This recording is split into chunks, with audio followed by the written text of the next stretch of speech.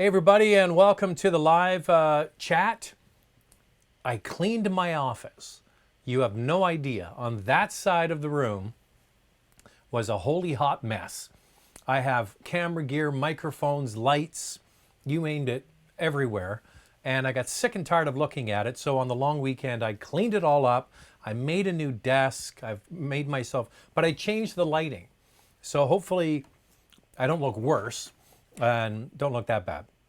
So one thing before we get going, Car Cost Canada is the sponsor of the channel. If you could go over there and sign up, use the promo code MOTORMOUTH. That would be very helpful. Get you an expert membership. It opens you up to new searches and so on. So that is definitely worthwhile.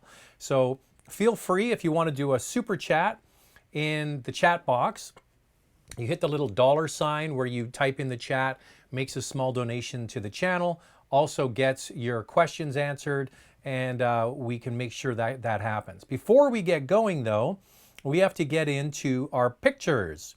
So first we have Mike on Cape Cod with his M Roadster. That's a Z4 here in Canada, a Z4 in Cape Cod. Beautiful looking car. Next we have Eddie Stritz from Allentown, Pennsylvania. He's got an X3, that's his ride on the left, his wife's Audi A4 in the middle, and his son's hatchback Mazda 3 in Allentown, Pennsylvania on the right. That's a nice looking driveway. Next we have, this is cool, this is Tibby, who is from Ottawa. I'm guessing, he didn't say in his email, but I'm guessing that he's with the Canadian Forces and is stationed now in Germany. And his whip to drive through Europe is a Jeep Cherokee. And that is the North Edition, which is the Canadian edition.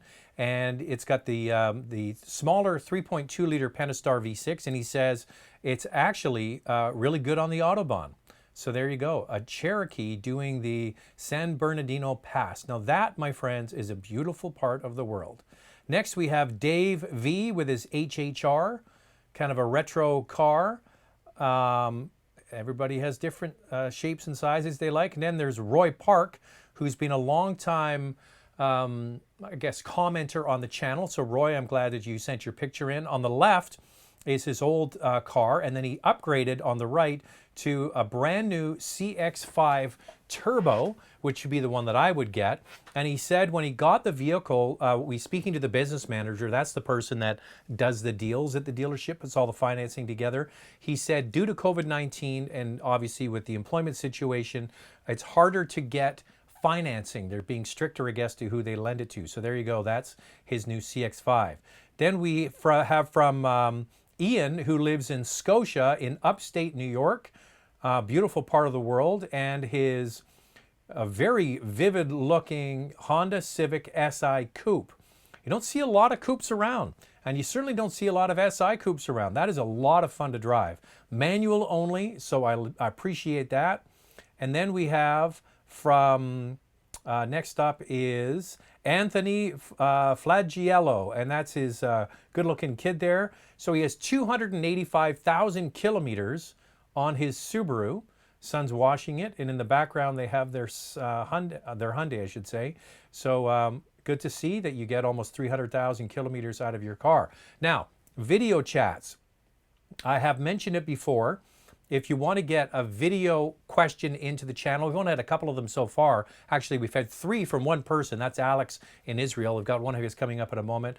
Then we had Nick from Stratford, Ontario said his. And if you're going to do a video, make sure you shoot it this way. There's my bank card information on the back. You shoot it this way, not this way, okay? Because with my software, it won't automatically turn it. So please, if you want to get a question through via video, send it to zach@motormouth.ca. That's Z-A-C-K, not C-H, ZACK@motormouth.ca. And for Americans, it's ZACK@motormouth.ca. So without any further ado, let's go to Alex in Israel with his latest question. Hey Zach, and welcome to another video question from sunny Israel. It's 45 degrees whole week. It's continued to be 45 degrees for another week. And my question is about air conditioning. Do you ever tested car with bad air conditioning that not cool you did well? If you do, so which one? Thank you. So basically, to paraphrase, Alex is asking, by the way, if you're in the United States, he's saying it's 45 degrees in Israel. That is Las Vegas, Nevada hot in the summer. That works out to about 115 degrees, 113 degrees Fahrenheit. So 45 degrees Celsius is as hot as you're ever going to want to be. So hopefully you're coping. I went through of videos from the last couple of years and looked at all the different cars I'd driven to kind of see if one jogged my memory about bad air conditioning. Now, Alex, I don't have one that stands out for bad air conditioning, but what I will say, and this is a general rule, I find that American-made cars have the best air conditioning. I think American cars, domestic manufacturers, do air conditioning about as good as anybody. Now, years ago, that wasn't the case. It wasn't the case that all brands had good air conditioning. Some were quite weak. Now, most of them have become quite good. But I do believe that American brands, domestic car brands, certainly seem to have pretty good air conditioning. All right, and thanks, Alex, for the question again. Okay, we have about 85 people on and 25 likes. So if you could smash the like button, that would be great. See if we can get that up and have it. We've never had it tied where we have people watching and likes at the same amount, but we can try today. Okay, let's get into the questions, and they're all piling in here. K King, so Sienna and Venza are hybrid only. Why hybrids that are a few years old be a wise choice in a used car market? Batteries are expensive to replace should they fail. Well, here's the thing. Toyota hybrid system is not just one of the most reliable hybrid systems on the road, it's one of the most reliable cars on the road. A little background on the Toyota Prius that was introduced 20 years ago and now is sort of ubiquitous around the world as the taxi of choice. That started right here where I live in Vancouver, British Columbia. There was a guy that worked for Yellow Cab, and he, in the late 1990s, bought one of the very first Toyota Prius, and he made it a taxi cab. Now, Toyota in Japan found out about this, and they actually bought the car off him when it had 300,000 kilometers, and they gave him a new car because they thought in Japan when they came up with the Prius, it was just going to be some sort of technology experiment. They had no idea that these cars would be used for such intense, basically day-to-day use.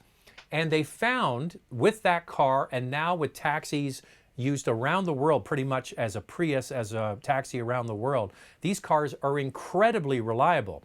There was a Yellow Cab, so we had a Prius event here in Vancouver when they updated it a few years ago, and they brought down some of these Yellow Cabs, and one of them had over 1.5 million kilometers on it. That's incredible. Now, the batteries are warranted up to 10 years. So if you're buying a used hybrid vehicle, first of all, they're very reliable, some of the most reliable cars on the road, and the battery is warranted for 10 years. I wouldn't, if you're buying a used hybrid, I wouldn't worry about it. Raul says, hey, Zach, I'm curious, since you have mentioned many times that Volvos have questionable reliability, yet every Volvo owner I know loves their car. Are you talking about new or older models? Thanks. I'm not talking about whether people love their cars. There's lots of cars that don't have great reliability that are not particularly good when it comes to reliability. I'll give you some examples. Land Rover and Range Rover. A lot of people who have a Range Rover Sport, they absolutely love them. Are they the most reliable? No. Minis, people who own Minis absolutely love them. Are they the most reliable? No. So yeah, people love their Volvos. They're not on the same level as a Lexus. They're not on the same level as a Toyota, and they're not on the same level as many other import brands, mainly the German luxury brands. That's the only thing I'm saying. So and the reason why when people ask the question, it's between this, and this car, which one do you like? Well, the Volvo isn't at the same level as an Audi or a Mercedes when it comes to reliability. Thoughts on the Tesla Model 3? There was an interesting article written by David Booth, a colleague of mine who's based in Toronto, and he wrote a column. His column is called Motor Mouth, by the way, and he talked about sales of electrified vehicles, meaning all electrified vehicles, hybrids, plug-ins, and pure battery electric vehicles in the United States as a percentage of car sales has actually gone down in the US. And the same thing in Canada as a percentage of overall sales. So people will say, oh, look how many Teslas they've sold. But then if the whole market goes up faster than those sales, then actually they're not capturing that much market share. And his whole premise was, for his article, and I suggest you look it up, his name is David Booth, that when you get rid of incentives, sales absolutely go in the crapper. The perfect example is in the province of Ontario. They got rid of their massive subsidy. They had $14,000 off electric cars. Now the sales of electric cars in Ontario is a fraction of what it is in markets like where I live and in Quebec, where they have much better rebates. So I got no problem with Teslas. I got no problem with electric cars. I just took a Chevy Bolt back this morning. I actually really like the Chevy Bolt. But the problem is, it's too expensive. The car I had was $50,000 for a hatchback. You can buy a pretty good little hatchback for about 20 grand. Mustang GT, this is from Ian Fleming, who wrote James Bond. Mustang GT versus Camaro SS. Mustang GT for me. Hey Zach, when will you be reviewing the Kia Seltos? When the car arrives.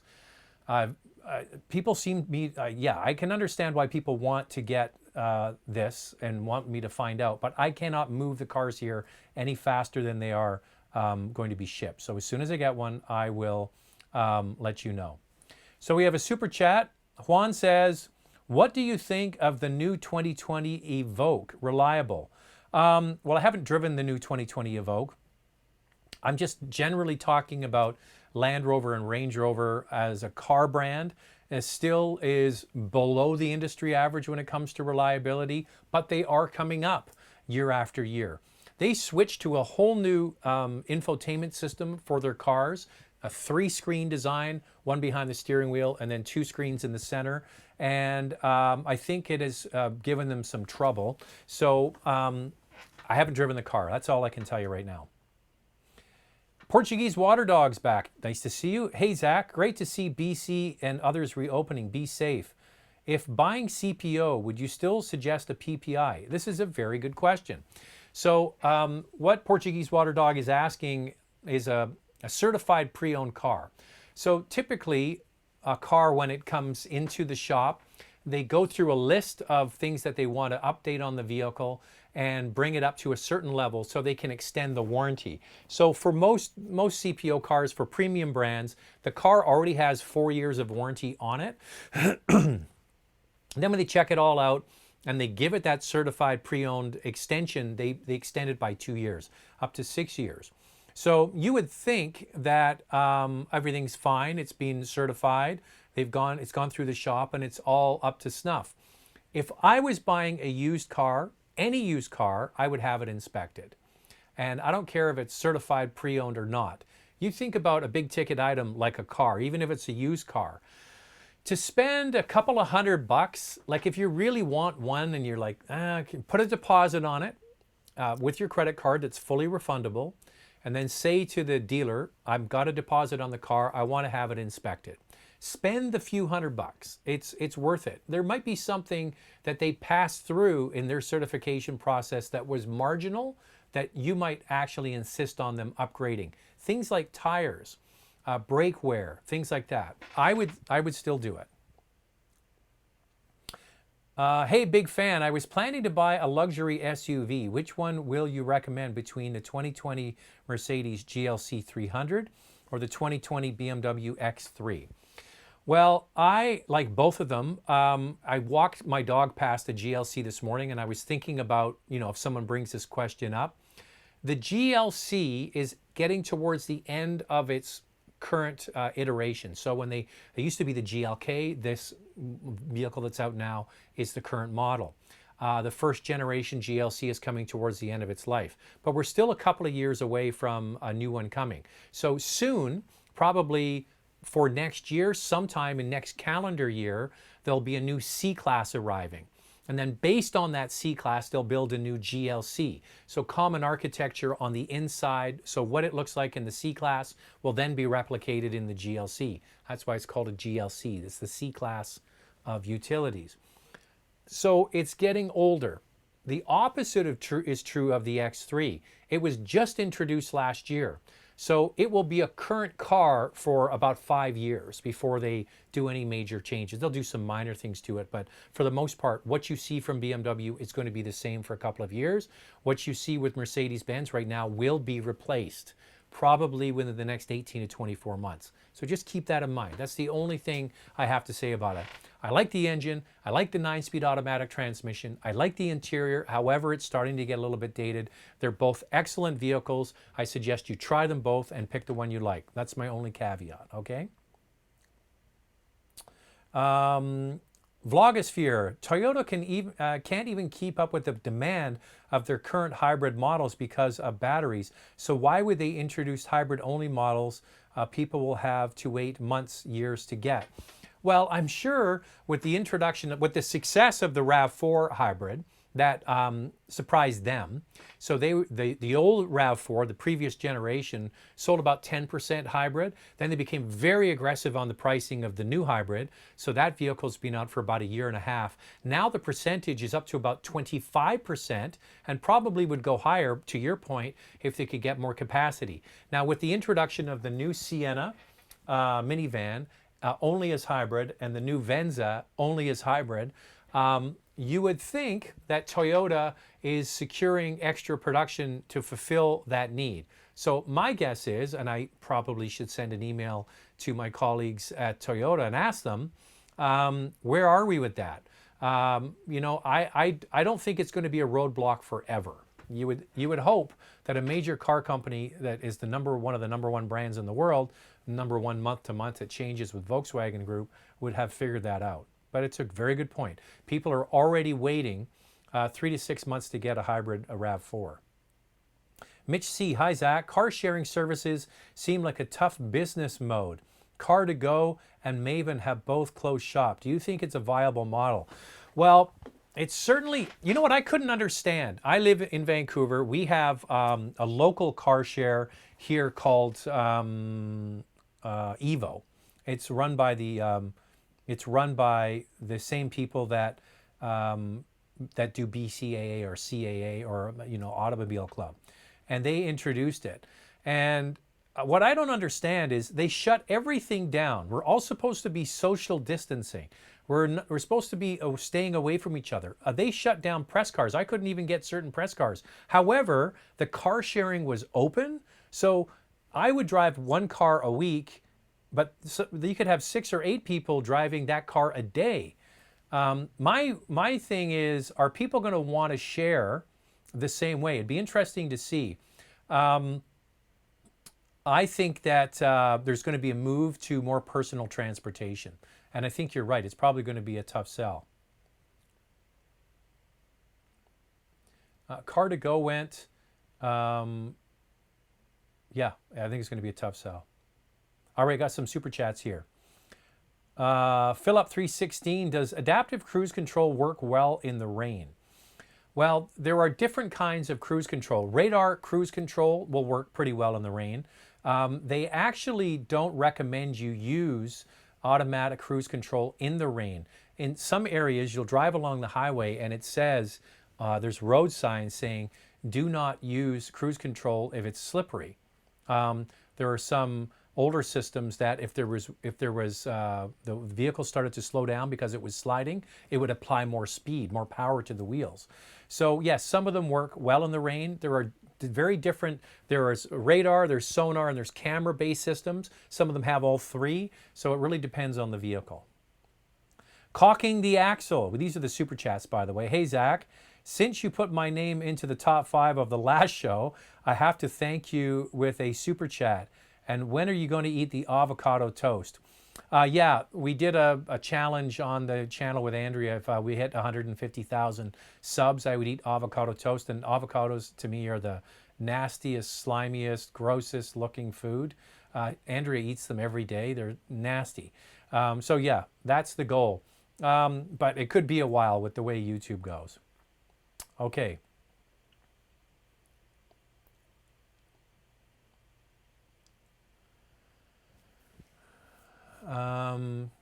Austin Cowper, what's the quietest compact luxury SUV out there considering Acura RDX, Volvo XC40, Audi Q3, and Lincoln Corsair, BMW X1? Thanks. Well, one that isn't in there, and if I was going to try a small SUV that's quiet, I would throw one of the Buicks in there. If your number one MO is quietness, I would throw a Buick into the mix, like an Enclave or something like that, because Buick has what's called quiet tuning, and they spend a lot of time with sound insulation, noise canceling technology on the inside. So you probably have never thought, you're considering a Lincoln, so maybe consider a Buick. If that's your number one priority, that would be one to consider, some of the Buick products. This is from Mars77 Iffy. Hey, I currently drive an 18 Volvo V60 T6 with 43,000 kilometers. The black book value is about 10,000 less than I owe. When should I consider trading it? This is from Marcel. Okay, well, this is a tricky one because you don't want to be upside down in a car, and that's what they call it. He's upside down in this car, meaning he owes more than the value of the car. Now, just because the black book value is $10,000 less doesn't mean if you work with your dealer, you might be able to bring that down. So they might be able to give you more for your car than Black Book suggests. Black Book's just an aggregator of vehicles that have gone through the auction or have been registered as trade-ins. So just because it says 10,000, that's not hard and fast. And if you're going back to the same brand and wanting to get a new vehicle, they probably would work with you to maybe eliminate some of that, maybe not all of it. The thing you need to do is you got to kind of wait it out for that bell curve of owing money and what it's worth. That's one of the reasons why often I say leasing is a pretty good way to go, because leasing gives you a guaranteed residual value. There are no surprises. You know at the end of 3 years you're going to get another car, and you don't have to dicker about the price at the end of it. So all I can say is keep checking back with them and also talk to your dealer and see if they can work with you. Because $10,000 seems like a huge number. You might be able to bring that down with them, especially if you're going to buy another car from them. This is from James. James says, hey, Zach, thanks for the content. Have a beer on me.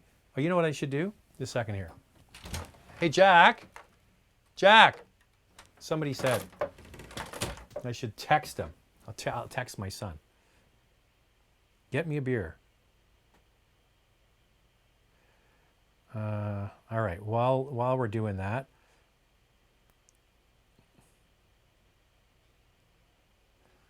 can you grab me a beer and bring it into the office? Open it too.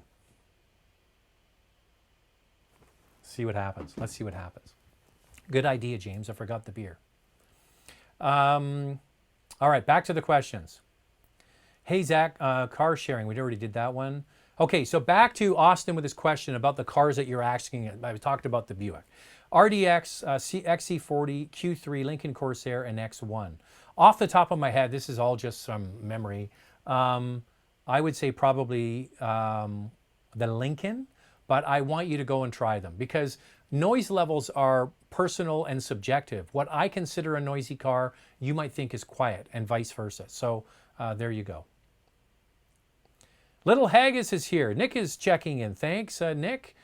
From Stratford, Ontario. Hey, Zach, I want you to know your opinion on small pickup trucks like the Toyota pickup truck from the 80s and the Mazda Repu? I'm not sure what you mean by a Repu. R-E-P-U. Oh, pickup. R-E pickup? So from the 80s.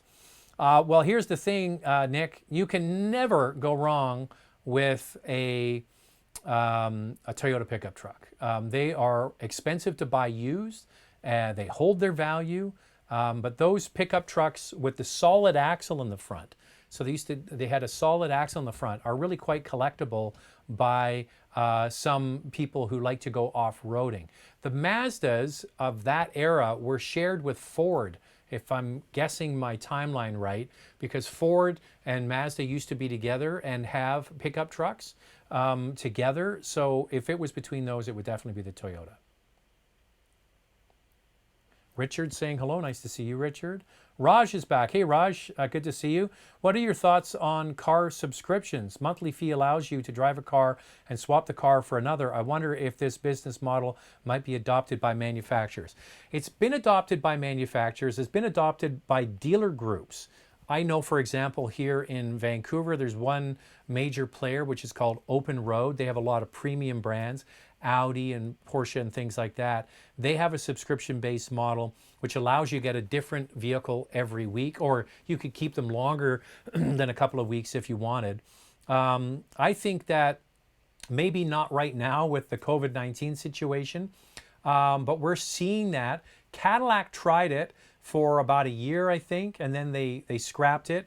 Their service was quite expensive though, and they got rid of it. But you could pick, say you wanted to go to a wedding, you could get an Escalade. Say you wanted to go on a long road trip, you come on in. What did you bring me?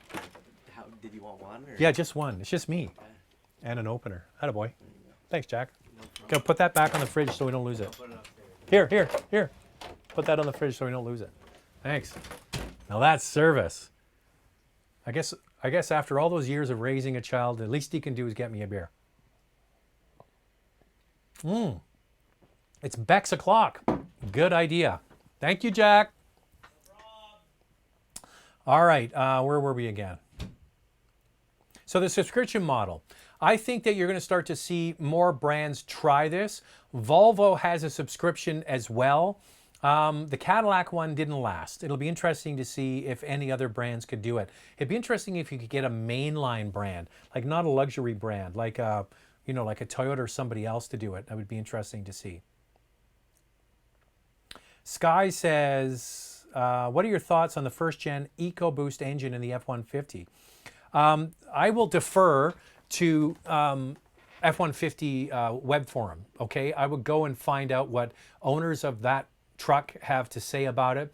Sort of grandmother research from what I've heard is that they've actually been pretty reliable. So every engine has its quirks, every technology has its issues, every generation has things that happen to them. But my advice to you is just type in F-150 web forum and you'll find there's probably several of them, and you can ask that question to the people that own the truck and they'll give you a very honest answer. So Nick's dad, Nate, is here. Huge Haggis. Huge Haggis is my second favorite handle on the channel. We have DJ Pleasure Seeking Missiles, my favorite, but Huge Haggis is number 2. And I thought instead of Huge Haggis' son being called Little Haggis, I figured with the whole Scottish theme, you might change it to Wee Haggis. Just an idea, just an idea. Huge says, surprised by the new Venza and how close it encroaches on Lexus design. This could be, where did it go, Mutami? This could be a blow to the competition. What are your thoughts on hybrid-only powertrain? Is it a good move? Excellent questions. So, just so you know, there is a video, if you haven't checked it out, that just came out yesterday on the new Venza.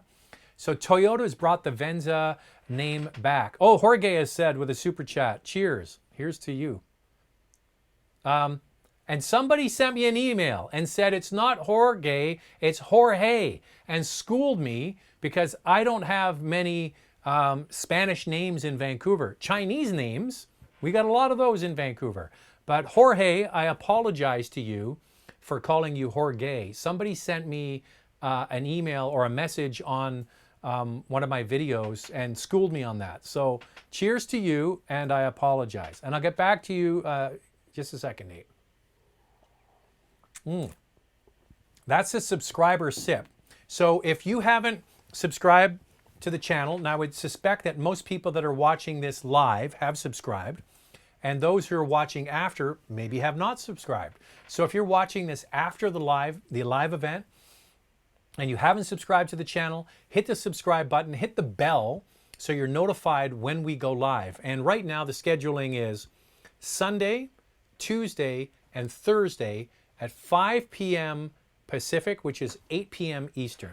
Okay? And right now we have 155 people on board and only 72 likes. So I'd like to get it over 100 likes. So if you can hit the like button, that would be great as well. Okay, I'm kind of getting way off topic here because I had a cheers from Jorge. So the Venza is back. The Venza used to be, basically it was a Toyota Camry wagon. Okay? This is the Harrier that is sold in Japan, which is actually a pretty good name, Harrier. And this vehicle was unveiled recently for the Asian market, not just for Japan, but for the Asian market. So Harrier is now brought back into North America as Venza. Now, a couple of thoughts on this. It's supposed to slot between the RAV4 and the Highlander. However, the wheelbase is the same, okay, as the RAV4. So a lot of it is the bodywork, the overhangs and the back of it is a little bit longer than the new RAV4. So it's basically slightly bigger than the RAV4 and uses the same basic powertrain. It isn't tuned for power. It's got 219 horsepower, which is the same as the RAV4 XSE hybrid. So that's what's powering it. This, I think, is it going to be successful? I think it's going to be very successful. Look at it. It looks like a Lexus NX or a Lexus RX, but done with Toyota grade equipment, which is nothing short of a good deal. Now, you say it looks like a Lexus RX, and I totally agree with you. So the previous Harrier, not this generation because it just came out, the previous version was sold as a Lexus. So there you go. Good eye. You spotted that. This vehicle, I don't know when it's coming. It's a 2021, probably this fall, maybe the beginning of next year. But this thing is going to be an absolute smash. You think about it. You're getting a Lexus NX or a Lexus RX with Toyota grade materials for less money. I think it's going to be a big hit, which begs the question, what's the next NX and the next RX going to look like if that's what Toyota's bringing out? Richard is here with a super chat. Hey, Zach, thinking of getting a used SUV from 2015. RDX, MDX, or Touareg? Thoughts? Thank you for doing this a lot more often. Well, they're all kind of different sizes. So the RDX is the compact utility. The MDX is the biggest, and the Touareg falls in the middle.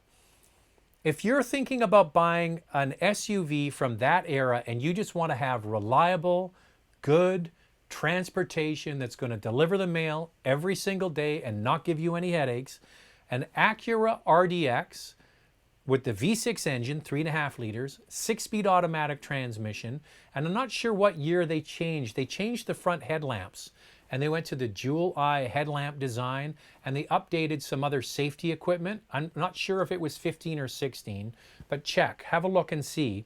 If you can afford to get the newer RDX, the last of the 6-cylinder RDX with that dual eye LED headlight treatment, that's the one I would buy. It's a great product.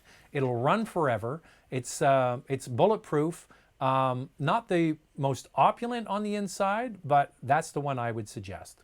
The MDX of that era, there were some issues with the 9-speed automatic transmission, and the Touareg is expensive and not as reliable as the RDX.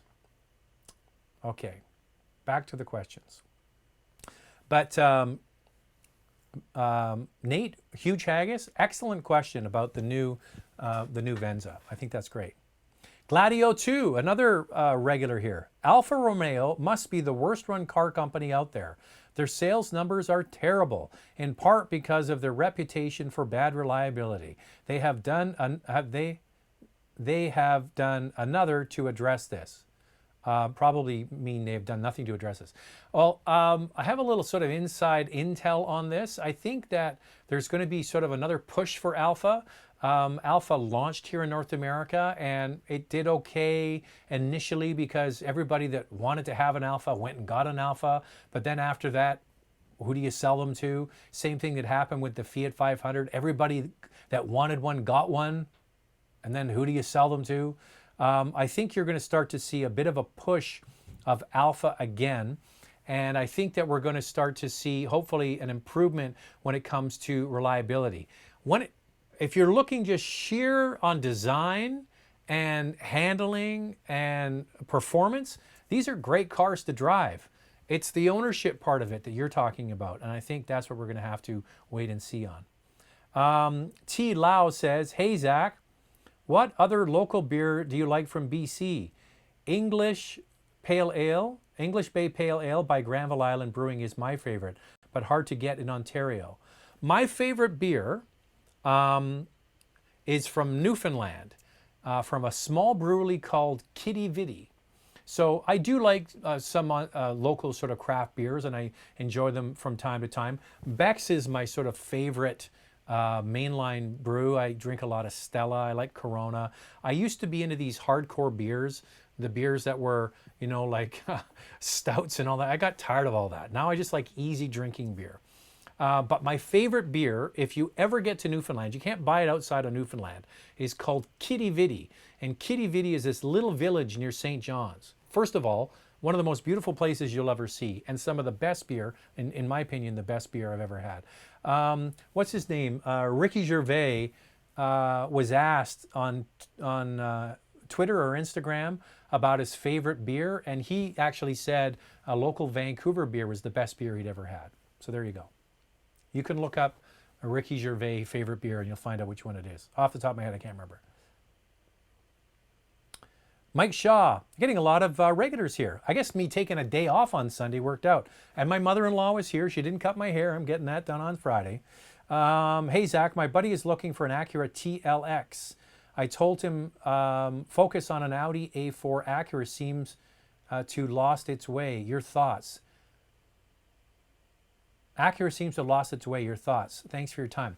Well, Mike, I would, if it was me between a TLX and an Audi A4, it would be a no-brainer. The A4 all day long. Here's an interesting story. Guy down the road from me, his sons are the same age as my sons. They played sports together, and we became friends through soccer, standing on the side of the soccer field. He's a lawyer, and he lives here in Vancouver, but he drives to Surrey every day. And he had an Acura TL, and then because of the Takata airbag recall, they moved him into an Acura TLX. And I asked him, because I knew what the answer was going to be, what do you think of the TLX in comparison to the TL? He says it's like night and day. The TL was a much better car. And I agree with him. And then he had that car for a little while, and he asked me, what do you think I should get? I said, why don't you try an Audi A4? Then he switched from the TLX into an Audi A4, and he called me up a few weeks later and he goes, oh my God, it's like I'm living in another planet. What a great car. He drives it every day to Surrey. He's a criminal lawyer. He goes to the courts and does all that kind of stuff. And he couldn't believe the fuel economy he was getting on it, and he thought it was just a wonderful car. So that's from my friend down the road, and it would be my choice. So there you go, Mike, tell your friend. Evan Hauser, hey Zach. Me and my wife currently drive an 05 Golf TDI and an 07 Corolla. Want to go down to one car. Emphasis on ride and luxury. Looking for a used 2 to 3 year old car. $35,000 budget. Okay, so emphasis on ride and luxury. Ride and luxury. Now, Evan, I hate to do this to you, but maybe a little bit more. Maybe what kind of brands you're looking at. What kind of cars have caught your eye, if there's anything that you can think of. If you're looking for reliability, like really good reliability, if you're looking for a Lexus IS that's a couple of years old, is going to give you the reliability of the Corolla, but a much more dynamic car to drive and much nicer and more luxurious on the inside. So that's one that pops to the top of my mind. But if you want to add anything more, Evan, please do, and I'll get to your question. I'll even pop down and have a look. Time for a subscriber sip. And the live and the likes, I still want to get it over 100. We have 175 people on board right now. If we could get the likes over 100, that would be fantastic. So if you haven't liked already, please do. And you're more than welcome to do one of the super chats as well. Noble Nelson says, I hit a deer last summer with $8,000 damage on my leased Golf. Dealership rebuilt it to factory specs. Will I get penalized when I'm returning? This is the question of the day, and it's a great question, and one of the reasons why I'm always going off about leasing and why I think it's an extra layer of insurance. Here's a perfect example of what I'm talking about. You lease a car, you don't own the car. In this case, Volkswagen Finance or VW Credit or whatever it's called owns the car. Okay, you're the leasee, they're the leaser, they own the car, it's their car. And you have a contract with them that you're going to pay them every single month. And at the end of that lease, if you don't want to keep the car, you give it back to them and then they deal with it. Now, if you go to the dealer and you say, I've had an accident with my car, and you go to a Volkswagen approved repair shop and it's repaired to Volkswagen standards, they take the car back and they absorb any accelerated depreciation. This beer's making me burp. Accelerated depreciation is just that.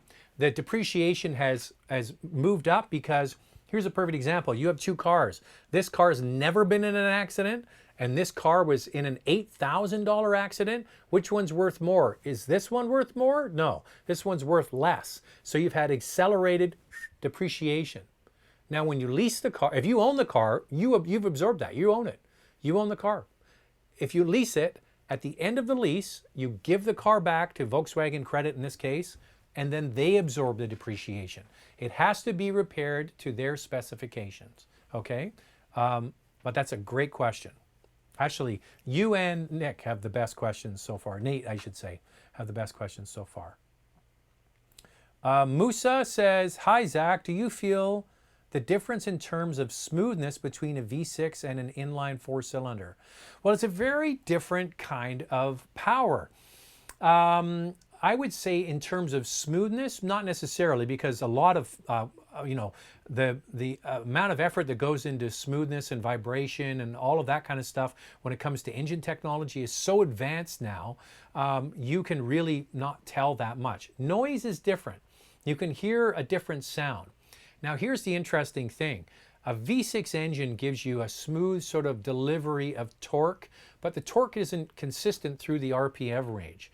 A lot of inline four-cylinder engines that are turbocharged, a lot of the premium cars, the turbocharging really helps deliver a much more linear torque curve through the RPM range. In fact, you get like a Toyota Camry with a 3.5 liter 6-cylinder, and then you get the Honda Accord 2-liter turbo, and probably the Accord will feel snappier because it's relying on turbocharging.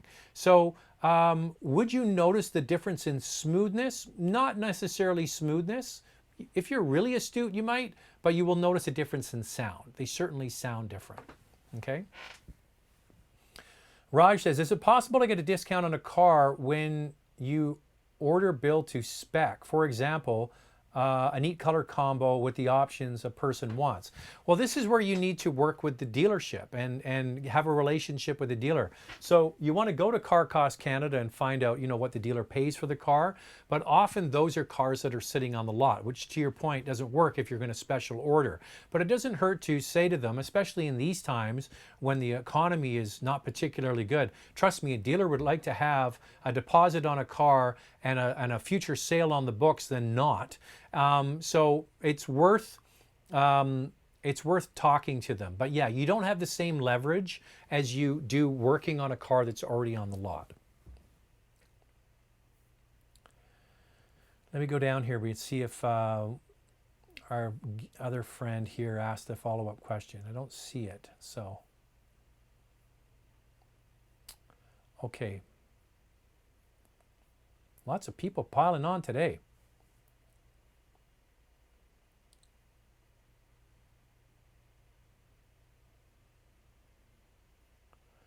Sorry, I'm just trying to find out. Are Nissan Titans reliable? I don't think that I mean, it was interesting because they put the Titan review up and a lot of people piled on and said, oh, they're junk and they're not reliable, blah, blah, blah, blah. And then they had a whole bunch of other people piled on and said, I love my Titan. It's the best vehicle I've ever had. It's the same for everything. There's going to be people who love them and people who don't like them. The actual data on that, I haven't looked up specifically on the Titan, but the one thing about the Titan is that you got to give people who buy pickup trucks a reason to change brands. Is this latest update enough for them to change? I don't think so. I don't think the Titan is going to move sales much. I mean, they're last place in the full-size truck space. They didn't sell the way they had hoped. I thought the styling was a big swing and a miss with the second generation Titan. The one they just came out with looks way better. The Pro 4X that I drove is like a sports car. It's like powerful, and I really enjoyed driving it. But would it be enough for a Ford guy to move? I don't know. Would a Chevy guy consider it? Probably not. I mean, probably their biggest cross shop would be with Toyota. But what has Toyota got? Toyota's got reliability. So that's one of the things they have to deal with. Eric from Montreal, nice to see you. Eric, hey Zach, we missed you. These past 5 days felt like a week. Did you tune into GTI press conference? Wish they offered a panel roof as an option on the base model. Can't get plaid seats with moonroof. I'm not sure what press conference you're talking about. The press conference for the GTI was held just when the Geneva Motor Show was going to be. So I'm not sure which one you mean. Are you talking about the one with Thomas Tetzlaff that Everyday Reviews did? I'm not sure what you mean. Is matte paint harder to maintain than a solid metallic pearl paint? I don't know. That's a good question for a detailer. If anybody's a detailer, has any experience with detailing them, be interesting. It would be hard to match, I'll tell you, if you need to get a panel painted.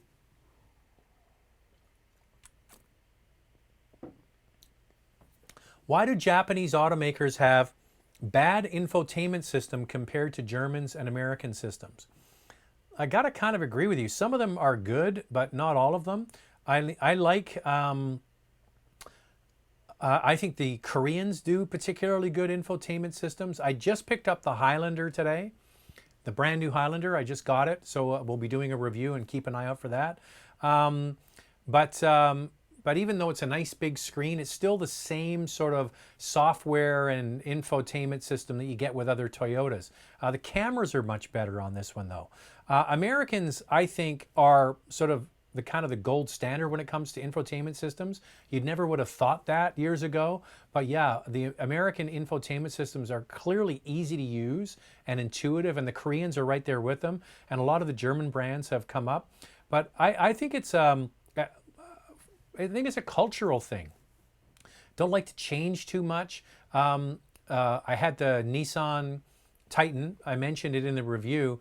The camera has the around view bird's eye sort of view camera, which is good technology, but the actual quality of the cameras is so low, it looks like the year 2000. It's a shame. I don't know. I think is it cultural? That's my guess.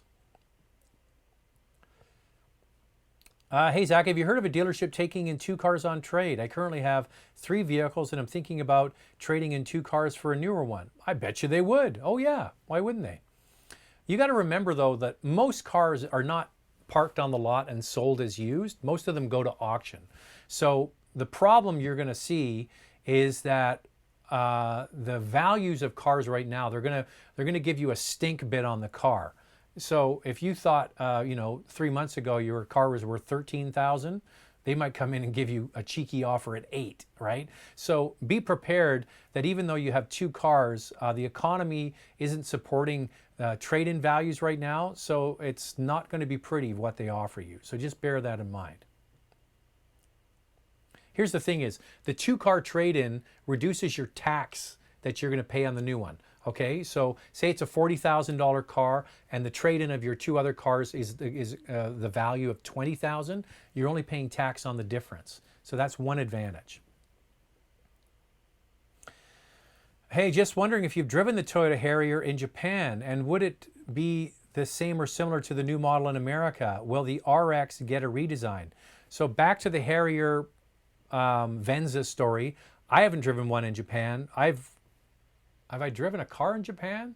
Yes, I've driven in Japan, but in a closed environment. We got to go to the proving grounds for Subaru, which was cool, on the big oval. That was fun. And we got to go to the proving grounds for Mitsubishi. Same thing. That was definitely an interesting place to do it. But what I would suggest is that this is not the same model as the last generation of Harrier was sold as the RX. And yes, of course, the RX are going to be updated, and so is the NX. And that's why I'm saying to you, I think that considering what they're doing at Toyota with the Harrier, I think it's going to be certainly boding well for what they're going to do at Lexus. If that's what they're offering at Toyota, they're going to have to up their game for Lexus.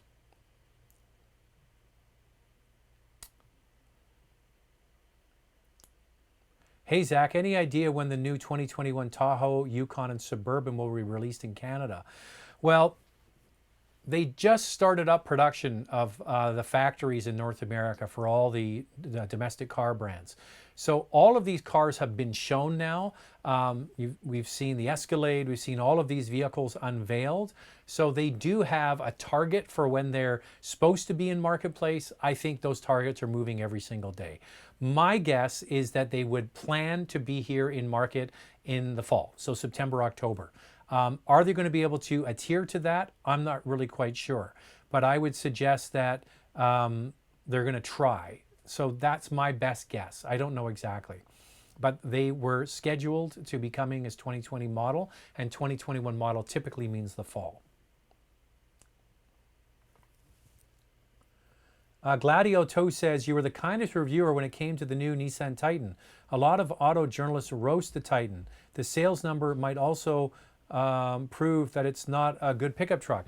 Well, are you talking about the brand new one? Because the previous one, I agree. It was okay. This new one is much better. Like, the styling is definitely stronger. The engine is fantastic. The interior has been improved. It goes like a rocket ship. So I would say just driving it, yeah, I didn't mind it at all. My whole thing is, I'm not going to beat up on them because they're last place. I don't think that's the job of a reviewer to say, well, their sales are so bad, you shouldn't buy this because they're in last place. Well, here's a perfect example of a Nissan product that I predict is actually going to do much better than they had ever had success with in the last 10 or 15 years. And that's the new Sentra. So the review that Andrea and I did of the Sentra will be coming out this weekend. I went into it thinking, oh, same thing, Nissan Sentra. Who's going to want to buy this? Nobody thinks of a Sentra anymore. And then when I gave it back, I said to them, what a great car. I thoroughly enjoyed it. I think it goes right near the very top now in terms of, you know, what people are looking for in that class of car. So you can't just always presume because the last one you didn't like, you're not going to like the new one. You have to go in with an open mind. And I think the new Titan is a step in the right direction. Back to my points a moment ago. Is it going to be enough to get people to change brands? Well, people who buy pickup trucks are the most loyal of anybody in the industry. So is a guy going to give up his F-150 to buy a Titan? Probably not. But that shouldn't skew my review. Why have diesels never taken off in North America? They're more fuel efficient and far more torquey than their petrol counterparts. Down here in New Zealand, they're very popular. Love the channel. Well, James, appreciate that. Well, James, if you follow the diesel world, you probably heard a little something about Dieselgate. Diesel sales were actually trending up in North America. And then Volkswagen screwed it all up by cheating on emissions. And then they were all finished. And because of that, everybody packed their bag and went home. Not the case in Europe. When I go to a European, like the old days, remember the old days I used to fly to Europe to test drive a car? I don't know when that's ever going to start up again, but I would go to like an Audi launch, for example, and they'd have a list of all of the engines. And in Canada, we get one, but in Europe, they have like 6 or 7 of them to choose from. Often, most of them are diesels. So it's still very popular technology around the world, obviously in New Zealand, certainly in Europe. They do offer a better torque experience. They are much better for efficiency. They are very good for carbon emissions. Now hear me out. Carbon emissions are just basically a function of how much fuel you use. Don't confuse carbon emissions with tailpipe pollution. Those are two different things. Tailpipe pollution is the soot, the particulate, the nitrous oxide, the smog forming emissions that come out of the tailpipe. Carbon is just a function of how much fuel you use. Tailpipe emissions are the smog, okay? So that's where Volkswagen tripped everybody up, was cheating on the smog part. The CO2, they were actually leaders. In fact, Transport Canada here in Canada had the diesel TDI Golfs as some of the best cars to buy if you were concerned about CO2 emissions. And they quickly took that down when the Dieselgate came around, but they're two different things. So a little difference between Canada and the United States. Canadians, when diesels were readily available from most of the German brands, they far outsold their gasoline alternatives. So vehicles like the Mercedes-Benz GLE or the GLE is a perfect example, or the Volkswagen, the BMW X5. Most of them were diesels, and then that all ended. So I'm with you. I own a diesel. I love diesels. Would you buy a car from an auction? Do you really get a better deal? Are these newer cars? Are these newer cars or older cars? Well, they're all kinds. Some of them are new, some of them are old, but you have to know what you're doing when you go to an auction. You can have the vehicle inspected. You can look at the car and check it out yourself. And you can have, it's kind of like an insurance policy where if you get the car and it isn't as what you thought it was going to be, you can get out of the deal. So you need to do your homework on that, okay?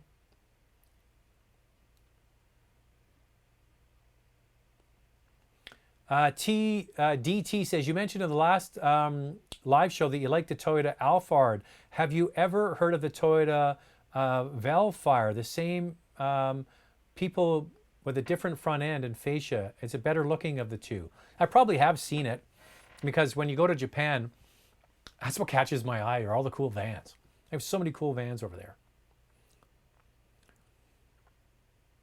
Have you reviewed the Kia Niro? If yes, the 2019 or 2020 model. I'm waiting to hear your thoughts on a future video. It's in the queue. It's in the computer. It needs to be edited. So how's it going to go? It's going to go Sentra this week, which Andrea and I did.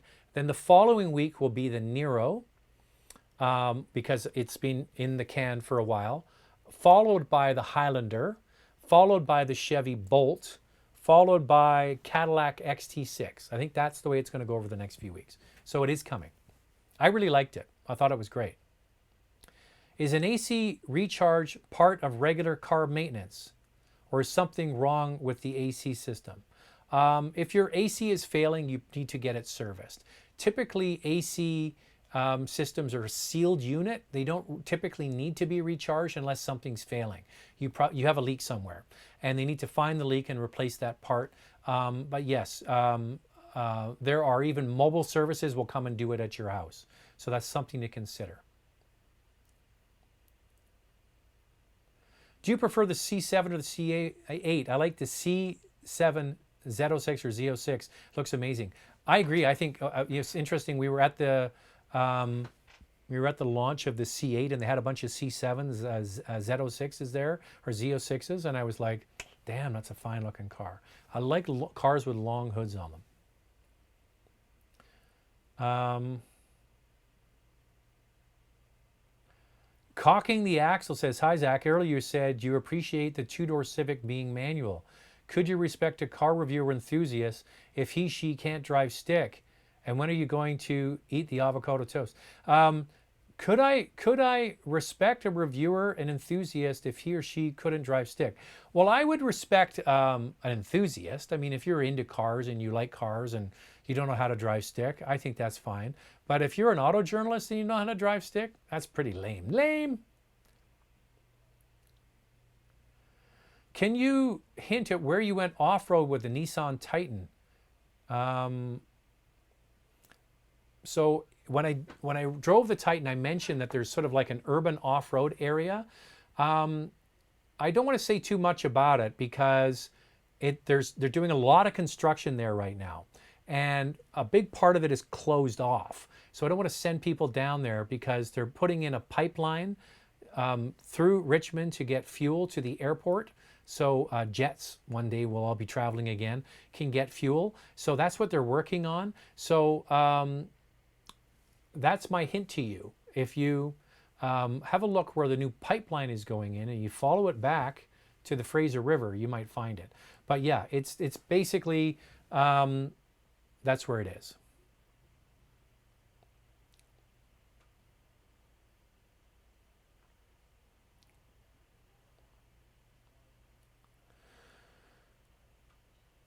All right, I'm just scrolling through some of these because I'm up at the top of the clock and I want to see if there's anything that I have really missed and see, because I asked somebody to